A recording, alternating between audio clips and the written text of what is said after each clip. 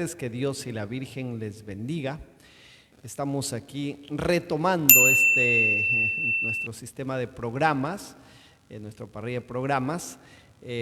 La vez pasada nos salió mal, ¿no? Porque estábamos empezando, ensayando prácticamente. Salió un programa con mucho ruido, por eso lo hemos suspendido.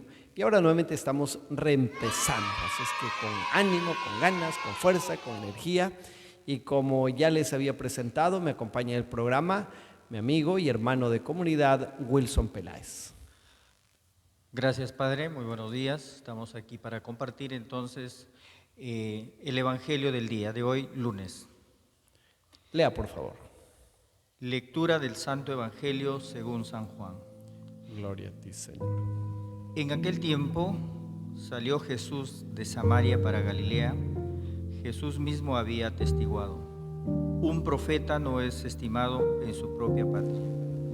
Cuando llegó a Galilea, los galileos lo recibieron bien, porque habían visto todo lo que había hecho en Jerusalén durante la fiesta, pues también ellos habían ido a la fiesta. Fue Jesús otra vez a Caná de Galilea, donde había convertido el agua en vino. Había un funcionario real que tenía un hijo enfermo en Cafarnaúm. Oyendo que Jesús había llegado de Judea a Galilea, fue a verlo, que bajase a curar a su hijo que estaba muriéndose. Jesús le dijo: si no ven signos y prodigios, no creen. El funcionario insiste: Señor, baja antes de que se muera mi niño. Jesús le contesta: anda, tu hijo vive. El hombre creyó en la palabra de Jesús y se puso en camino.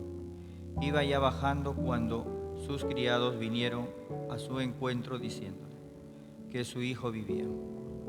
Él les preguntó a qué hora había empezado la mejoría y le contestaron: ayer a la hora 7 lo dejó la fiebre. El padre cayó en la cuenta de que esa era la hora en que Jesús le había dicho: tu hijo vive. Y creyó él con toda su familia. Este segundo signo lo hizo Jesús al llegar de Judea a Galilea. Palabra del Señor. Gloria a ti, Señor. Padre, acabamos de escuchar el Evangelio de Juan, muy bonito, muy interesante. Y una pregunta que me suscita a mí es cuando Jesús dice: ninguna persona es profeta en su propia tierra. ¿Nos podía un poco comentar, explicar esta frase, el contexto? Primero hay que entender que es un profeta. La gente piensa, profeta, las profecías de Nostradamus, ¿no? Entonces, el profeta en la Biblia no es principalmente el hombre que visualiza cosas y solo catastróficas, ¿no? El profeta es un hombre de Dios, ¿no? Un místico, uno que ha tenido una experiencia del misterio de Dios. Y desde esa experiencia de Dios denuncia las injusticias y anuncia la salvación de Dios. Por tanto, el profeta es un hombre que anuncia, que denuncia y anuncia. Y generalmente denuncia las injusticias políticas y religiosas, ¿no? De los sacerdotes que cometían. Entonces, a los políticos no les gustaba pues que le digan sus verdades. Les gusta a veces escuchar lo que ellos quieren escuchar. De repente una visión contraria como que le remueve el piso y entonces ese era el problema, ¿no? Los profetas eran gente incómoda para el poder político, para el poder religioso, para el poder económico. Y entonces casi o todos los profetas terminaron, digamos, entre comillas, mal, ¿no? ¿El martirio tal vez? El martirio y persecución y el martirio. Entonces, en ese sentido, ¿por qué un profeta no es recibido en su tierra, no es bien visto en su propia patria?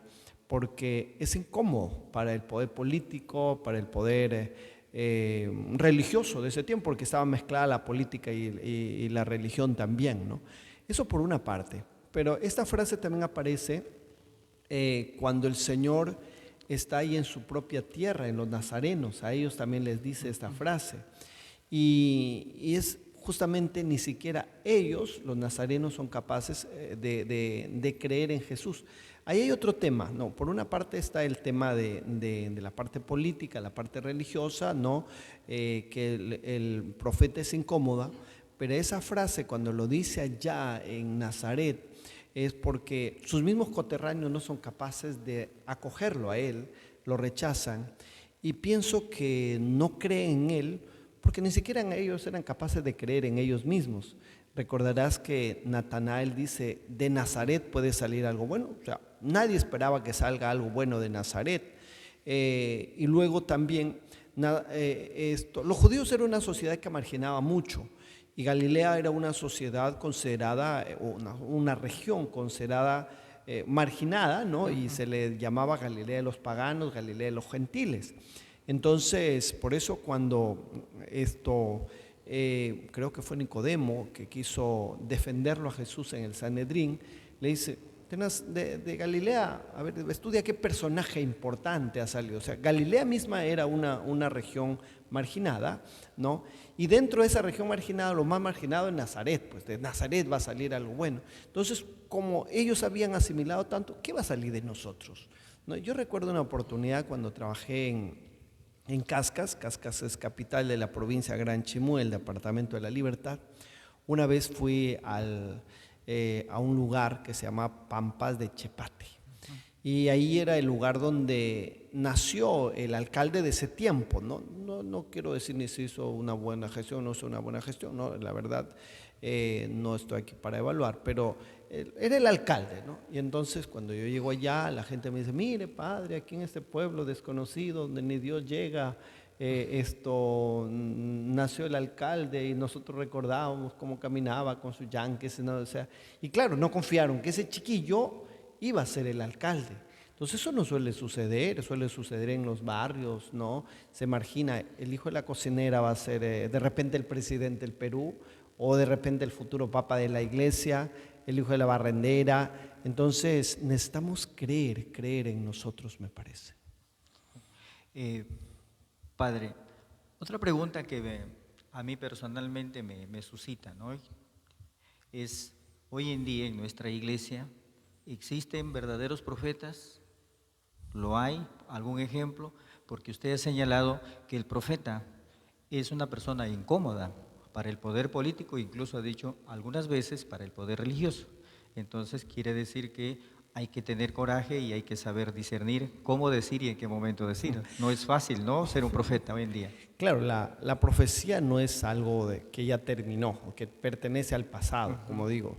Si nos referimos a profeta no como el personaje que ve cosas del futuro solamente, sino el profeta es el hombre que denuncia y anuncia.